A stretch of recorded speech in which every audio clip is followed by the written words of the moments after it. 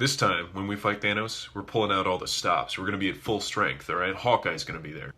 Yeah, because if he was there the first time, then Thanos would have just started laughing, and in that moment of distraction, we would have gotten the upper hand. So, Tony, now that we're working together again, do you think I could get the shield back? What shield? What are you talking about? The shield that I've carried around since 1942? A shield. Oh, are you talking about the shield that my dad made, that I own, and that belongs to me, and is mine? Yeah. And that technically makes me Captain America because it's mine? That isn't... It's not Thor's hammer. You don't become Captain America when you hold it. You kind of become... Where's the entire box of cookies that I just bought? That's almost an accusatory tone, but there's no... Yeah, I ate the whole box because I have no self-control. I stayed up way too late. Why don't you just stay awake all day and then go to bed at like 9 tonight? That's a risky fucking move. Do it anyway. I think I'm gonna do it anyway. I love Steve Harrington's character. He's such a mom taking care of those kids. Didn't he... You're talking about Steve Harrington from Stranger Things? Yeah, duh. Isn't his whole character just like a manipulative, jealous, insecure, kind of a piece of shit? He was, but then he put in a little bit of effort to help some kids. And that's all forgiven. Didn't he help his douchebag friends write Nancy Wheeler's a slut on a movie theater or something like that? That was all in the past. That was like 30 years ago. Isn't he constantly trying to guilt trip Nancy anytime she gets more than 50 feet away from him, and is trying to pressure her into being in a committed relationship with him? See, what you're overlooking is that he has nice hair and he's a handsome guy. You're gonna go in there and you're gonna give him the old 1-2, alright? You're gonna rock his socks off. What's the old 1-2? How do I do that? Alright, it's pretty complicated. You go in there, you give him one of these, and then you give him one of those.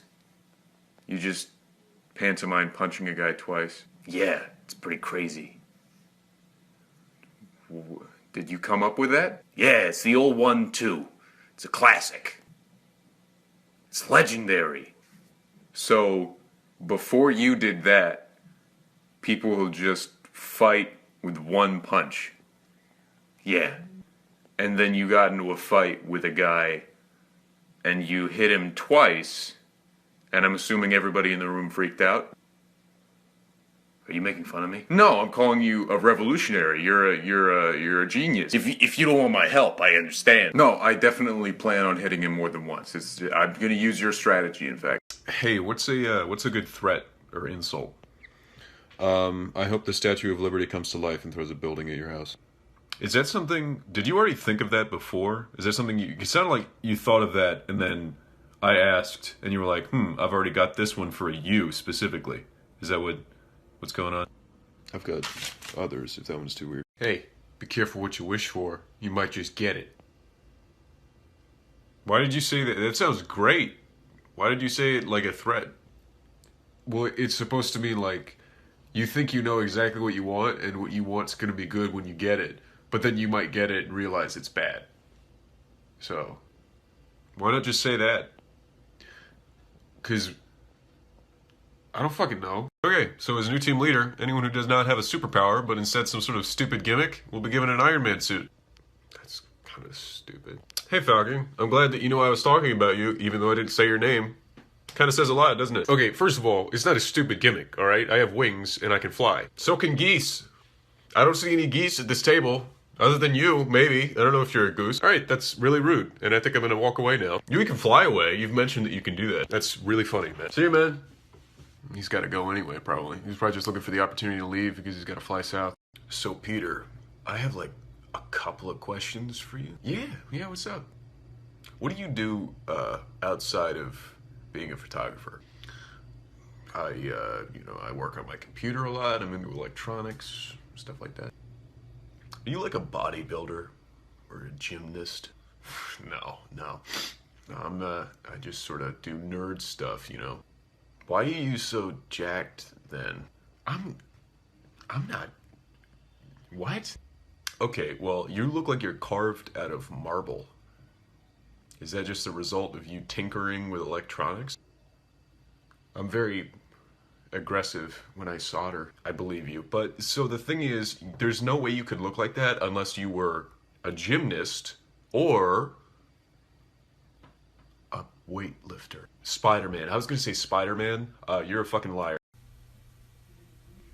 What? Tony, what do you want? You need to shave and you need a haircut. I don't know if anybody's pointed that out to you, but you have a huge beard and your hair is really long. I know that. It didn't just appear one day. I've been growing a beard and growing my hair because I'm not Captain America anymore and I don't have to shave or cut my hair. You should, though. You really should. Have you been showering? Okay, so when we get to school, we're going to interlock our arms and form a Roman shield wall so that we can all be in on the same conversation while we walk as slow as physically possible down the hallway. I don't know. I don't think we're going to be getting in the way of enough people. You're right. Well, what if we stood completely still in a circle that was the width of the entire hallway? That way no one could get past us and we could still have our stupid conversations about nothing. That's good. We should definitely do that every day for the rest of our lives. I mean, our conversations are way more important than anybody else's time. I love being a psychopath. Hey Siri, turn on the power mode. Power is at like 300% though.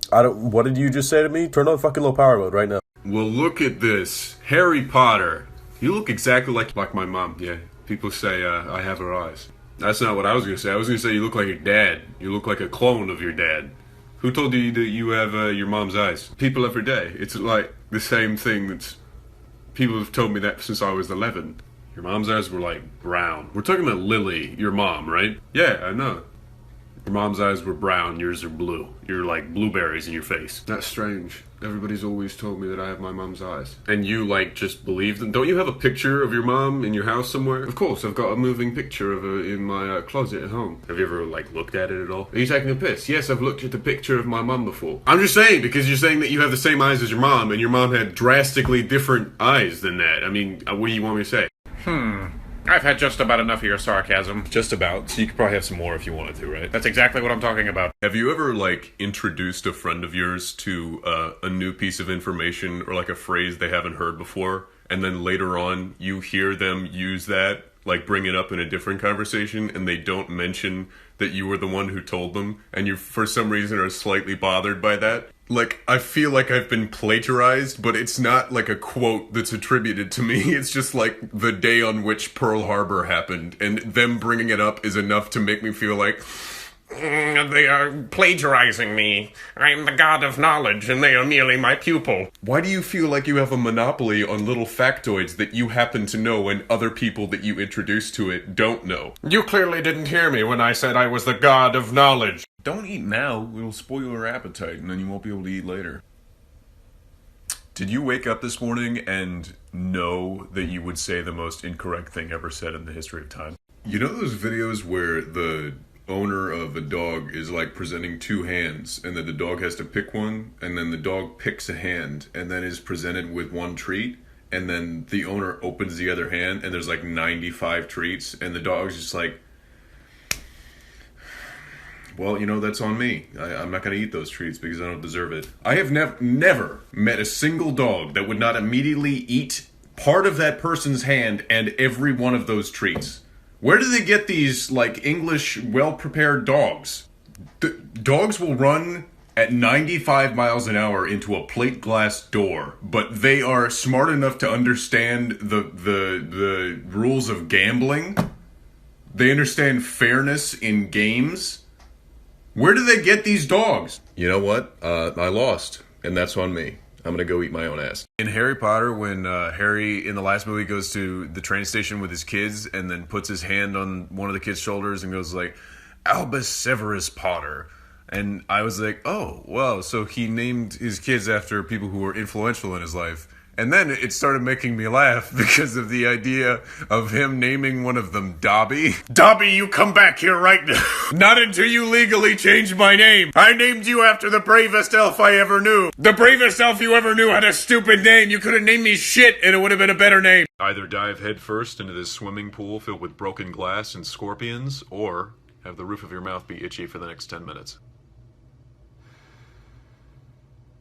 What kind of scorpions are there? You know, I'm totally okay with women being plus size.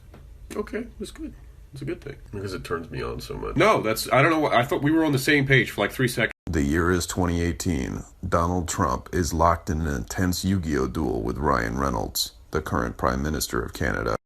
One of the funny things about Harry Potter, among everything about it, is that you remember the one where they have the Griffin, and then the Griffin like scratches Malfoy, and then they have it executed.